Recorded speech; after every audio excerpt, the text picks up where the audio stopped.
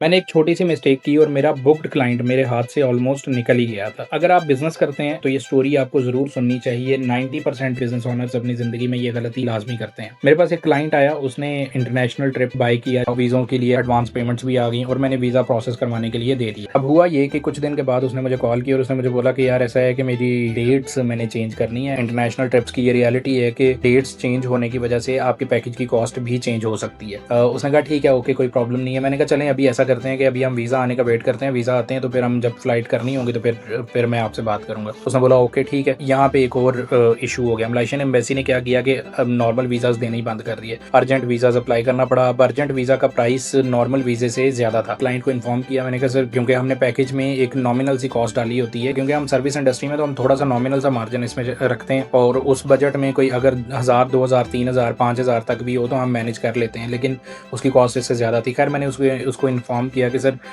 ये इशू है, urgent visa apply करना पड़ेगा, अर्जेंट वीज़ा की कॉस्ट थोड़ी सी ज़्यादा है। उसने बोला ओके ठीक है, आप मुझे कॉस्ट बता दें, वो ऐड कर दें उसमें और आप वीज़ा अप्लाई कर दें अर्जेंट वीज़ा। अब मैंने उसको कॉल की, मैंने कहा सर मुझे बताएं कि टिकट का क्या करना है। क्लाइंट ने मुझे बोला कि यार ऐसा है कि मैं सोच रहा हूँ कि ईरान यूएस की वॉर स्टार्ट हो गई है, तो मैं इस ट्रिप को थोड़ा सा डिले कर देता हूँ, मुझे थोड़ा सा आप टाइम दें, अगले महीने कर लेते हैं। मैंने कहा ठीक है, अगर मतलब ऐसा कोई सीन है तो हो सकता है वॉर की वजह से एक बंदा परेशान होता है, उसके घर वाले भी, ऑब्वियसली आपने ट्रिप पे तो आपने जाना होता है लेकिन आपकी फैमिली भी तो बीच में इन्वॉल्व होती है। ये सोच के मैंने फ़ोन बंद कर दिया। मैंने कहा ठीक है, ओके, नो प्रॉब्लम, अगर आप इसको डिले करना चाहते हैं तो आपके वीज़ा तो वैलिड ही हैं, तो आप इसको अगले महीने प्लान कर लीजिएगा। जो ही मैंने बंद किया फ़ोन तो मेरा माथा थोड़ा ठनका कि यार शायद देयर इज़ समथिंग रॉन्ग। मैंने ऐसा सोचा और मैंने तकरीबन बहुत सोच समझ के मैंने तकरीबन 1.5-2 घंटे बाद मैंने उसे ना दोबारा कॉल की। वॉर ही है कि आप जिसकी वजह से ट्रिप अपना डिले कर रहे हैं या कुछ और इशू है, आपको मेरी गाइडेंस से कोई प्रॉब्लम है, आपको कोई बजट का इशू है या कुछ और प्रॉब्लम है या कोई ट्रस्ट इशू है।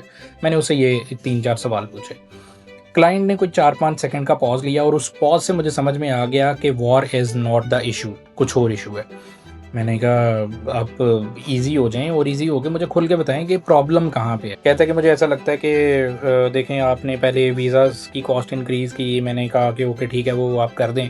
अब बात ये है कि आप टिकट की प्राइस भी इंक्रीज़ कर रहे हैं, तो मुझे लग रहा है कि मैं फंस चुका हूँ। मैं भी थोड़ा सा परेशान हुआ। खैर मैंने उसको कामली हैंडल किया और सारा कुछ एक्सप्लेन किया, समझाया, उसको गाइडेंस दी, उसको एजुकेट किया उसे, और 1 घंटा सवा घंटा बात करने के बाद हम सेम पेज पे थे। अल्हम्दुलिल्लाह सुम्मा अल्हम्दुलिल्लाह उसने ट्रिप बुक किया और अब उन्होंने ट्रैवल करना है।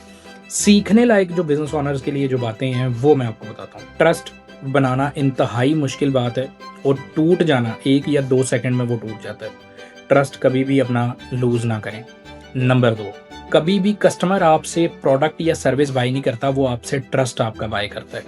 नंबर 3, कभी कभी एक छोटा सा कदम, छोटी सी कॉल, छोटी सी कन्वर्सेशन आपकी पूरी की पूरी डील बचा लेती है। अगर मैंने उस दिन उसको कॉल ना की होती ये सोच के कि हाँ यार वॉर तो स्टार्ट हो गई है, हो सकता है यही रीज़न हो, चलो ठीक है, मुझे क्या लगे और भी कस्टमर्स हैं और भी लोगों को मैनेज करना है और भी ट्रिप्स हैं, तो ठीक है, खैर है, मतलब देख लेंगे बाद में, तो मैं उस कस्टमर को लूज़ कर देता, वो कस्टमर मेरे पास से चला जाता है। अब उसकी वजह से मुझे जो लॉस होता, मेरी मार्केटिंग कॉस्ट गई, मेरा रेफरेंस कस्टमर लूज़ हुआ, मेरी सेल्स पे इम्पैक्ट आया। तो बात ये है कि कस्टमर आपसे सिर्फ़ और सिर्फ आपकी प्रोडक्ट या सर्विस नहीं खरीदता, वो आपसे आपका भरोसा खरीदता है। तो आपने ये देखना है कि आप उस भरोसे को टूटने ना दें। और सबसे कोर और इम्पॉर्टेंट चीज़ जो मैंने इससे सीखी और मुझे लगता है कि हर बिजनेस ओनर को सीखनी चाहिए, कभी भी कस्टमर को क्लाइंट समझ के, कस्टमर को कस्टमर समझ के डील ना करें, कस्टमर को फैमिली समझ के डील करें। मेरा ख्याल है कि ज़्यादा बेहतर तरीके से आप डील करेंगे। जैसे एक फैमिली में एक इशू होता है और आप उसके ऊपर बैठते हैं, आप उसके ऊपर बात करते हैं, उसका सोल्यूशन फाइंड आउट करने की कोशिश करते हैं और इवेंचुअली आप वो फाइंड आउट कर लेते हैं। यही चीज़ अगर आपने क्लाइंट के साथ भी रखी कि आपने उसकी प्रॉब्लम के सोल्यूशन फाइंड आउट करने की कोशिश की, तो आप वो कस्टमर मैच्योर कर लेंगे। लेकिन अगर आपने ये कोशिश की कि यार ठीक है, फ़क्त सौंप, मुझे क्या फ़र्क पड़ता, ठीक है कोई और आ जाएगा, तो अगर आपने ये एटीट्यूड रखा तो एक एक करके आप बहुत सारे कस्टमर लूज़ कर देंगे। ये भी सबक सीखने के लायक है कि आपने क्लाइंट को एजुकेट करना है। अगर आप क्लाइंट को एजुकेट करते हैं तो वो क्लाइंट आपसे कहीं नहीं जाएगा, बिकॉज आप उस फील्ड के एक्सपर्ट हैं। तो आपने, अगर आप कंसल्टेंट किस चीज़ के हैं, अगर आप उसको गाइड नहीं कर पा रहे, अगर आप उसको गाइडेंस नहीं दे पा रहे, तो ये चीज़ समझने लायक है कि अपने क्लाइंट को गाइड करें, अपने क्लाइंट को एजुकेट करें, तभी वो क्लाइंट आप पे ट्रस्ट करेगा और आपसे वो प्रोडक्ट लेगा।